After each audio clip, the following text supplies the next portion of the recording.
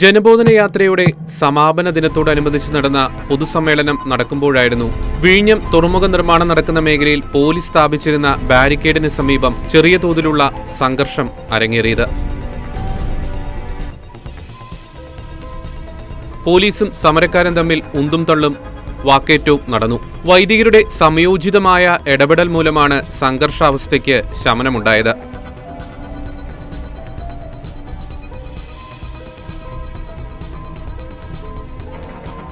വിഴിഞ്ഞം പദ്ധതിയെ അനുകൂലിക്കുന്നവരും സമരപ്പന്തലിന് സമീപം നിലയുറപ്പിച്ചിരുന്നുവെങ്കിലും പോലീസിന്റെ കൃത്യമായ ഇടപെടൽ മൂലം ഇരുവിഭാഗങ്ങൾ തമ്മിലുള്ള ഏറ്റുമുട്ടൽ ഒഴിവായി.